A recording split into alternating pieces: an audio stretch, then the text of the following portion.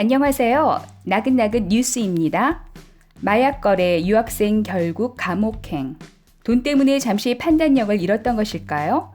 청운의 꿈을 안고 기회의 땅 캐나다로 유학 왔지만 한순간의 잘못된 판단으로 마약 거래에 연루되어 인생을 망쳐버린 한 한국 유학생의 이야기입니다. 지난 2월 뉴펀들랜드주 세인트 존스 국제공항에서 37세의 한국인 유학생 전혜영 씨가 불법 대마 소지 및 유통 혐의와 돈 세탁, 재물 불법 취득 등의 심각한 범죄 혐의로 체포됐습니다.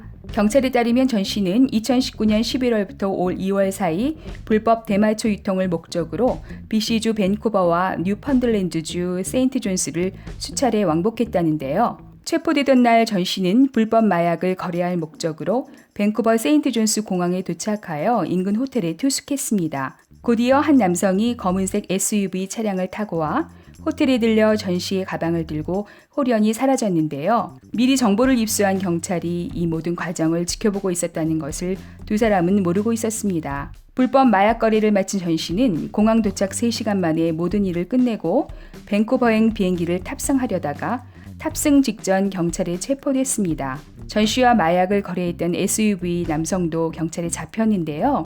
그가 챙겨온 전 씨의 가방에선 엄청난 양의 대마초와 대마수지가 발견됐습니다. 세인트 존스 공항에서 체포됐을 당시 전 씨가 가지고 있던 진공으로 밀폐된 가방에서 현금 7만 5천 달러가 압수되었는데요.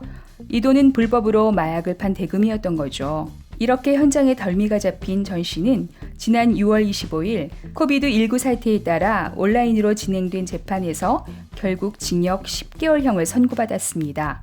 클레런빌 여자구치소에 구금되어 있는 동안 무죄를 주장하기도 했었지만 25일 열린 재판에서는 결국 돈 세탁과 재물 불법 취득 등의 혐의를 인정했습니다. 통역사의 도움을 받아가며 재판을 받은 전 씨는 자신이 저지른 일에 깊이 반성하고 있다며 가족이 너무 그립다. 다시는 이런 범죄를 저지르지 않겠다고 눈물을 흘렸다고 합니다. 전 씨의 변호사에 따르면 전 씨는 영어를 배우기 위해 캐나다에 왔지만 희망했던 학교에 못 들어가면서 잘못된 무리와 어울리게 됐고 그 친구들의 영향으로 불법을 저지르게 됐다고 합니다. 지난 4월 요청했던 보석도 추가 범죄 혐의의 의혹이 있다며 거절당하고 수감 생활을 지속해야 할 것으로 보입니다. 뿐만 아니라 복역을 마치면 한국으로 추방될 예정이라는데요. 그래도 캐나다에서 실형을 선고받아 복역했으면 한국에서 따로 처벌받지는 않는다니 그나마 다행이라고 할까요?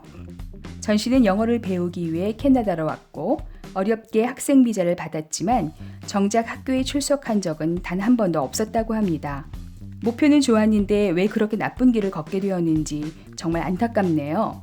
그리고 캐나다의 대마초가 합법이라고 해서 거래도 모두 합법이라고 착각하시는 분들이 있다면 그게 아니라는 점 잘 기억하셔야겠습니다.